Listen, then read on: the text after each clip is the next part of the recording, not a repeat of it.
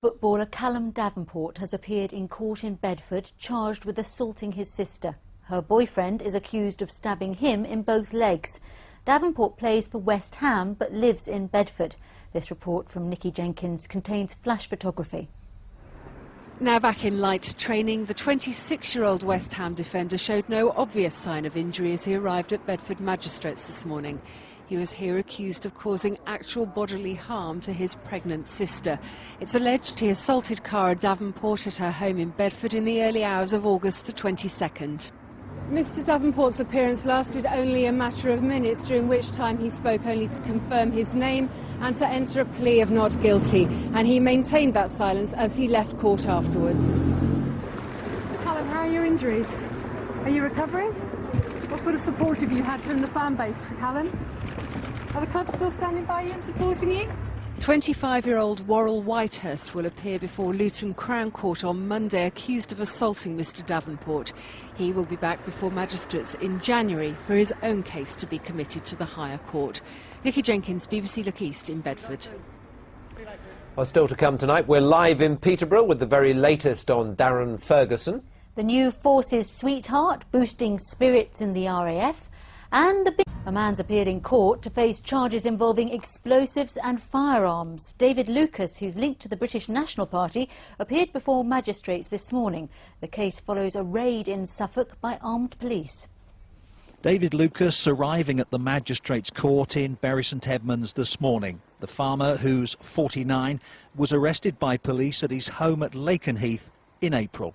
David Lucas is facing a number of charges, including possession of an explosive substance for unlawful purpose, namely 300 grams of black gunpowder, having no explosive licence, possession of a firearm, possession of ammunition with intent to endanger life, possession of prohibited ammunition, possession of expanding ammunition which expands on impact, and possession of ammunition without a certificate. The hearing itself lasted a matter of minutes. Magistrates were given brief details of the charges faced by Mr Lucas, who's well known in the area. He stood as a candidate for the BNP in the European elections and staged a fundraising event for the party and its leader Nick Griffin. He also used to manufacture gallows at his farm. These were sold on to foreign countries. In court today, David Lucas said little, speaking only to confirm his name, age and address. David Lucas remains on conditional bail, having agreed to reside at home, not to contact two named people, not to leave the country, and having surrendered his passport. Magistrates told him this case could only be heard at the Crown Court. He'll next appear there in January before a judge. Kevin Birch, BBC Look East at Bury Magistrates Court. Two cousins from Essex are facing extradition to Cyprus within the next 2 weeks, where they're facing a 3-year jail sentence. Luke Atkinson and Michael Binnington, who live in Whittam, were found guilty of manslaughter following a crash 3 years ago. They'd taken their appeal against extradition to the Supreme Court. A businessman from Norfolk who was sent to prison for keeping a gun he bought while he was working in America has been released on appeal. Andrew Richardson was jailed for 3 years in March after he admitted bringing the pistol into the country. Today the appeal court ruled his case to be exceptional.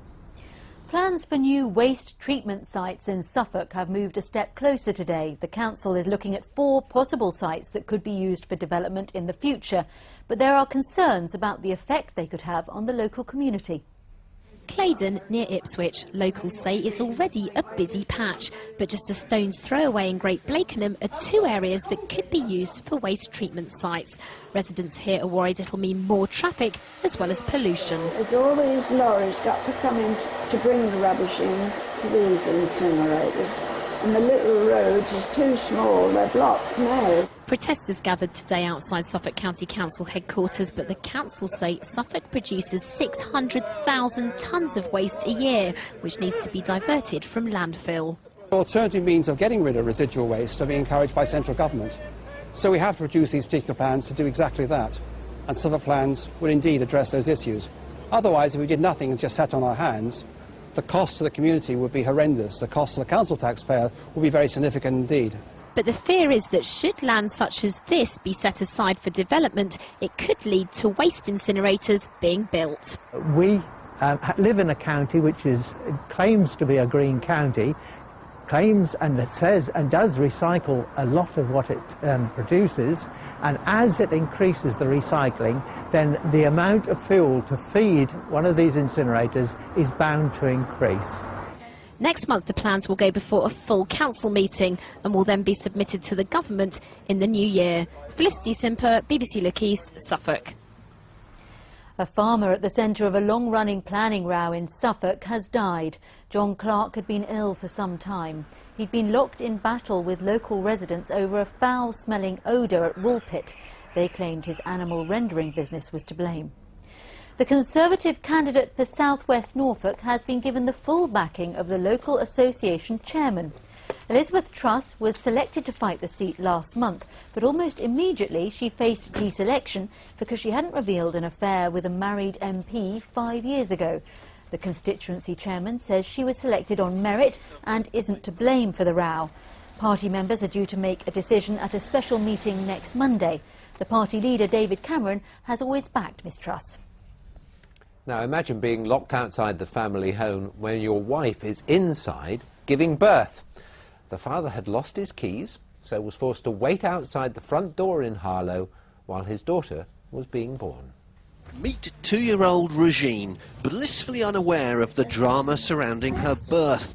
When I think about it, it's something unbelievable. Her mother went into labour in the bathroom. She rang her husband for help. He rushed home, but realised he'd lost his keys and was locked out. I told my wife, can you open the door? She said, no, I can't. You know, I have pen, and the baby, I feel the baby head is out. The couple could only communicate by shouting through the upstairs bathroom window.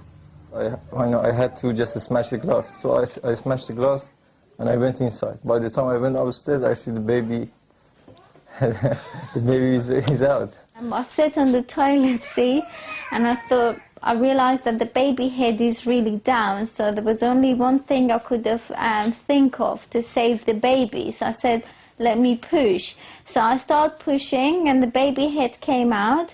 Then obviously I started pushing for the rest of the body to come out. So by the time he arrived, I had the baby in my arm. And he was trying to say, don't be scared, I called the ambulance and I'm going to be in a minute.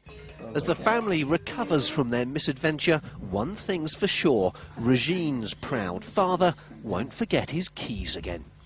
Gareth George, BBC Look East.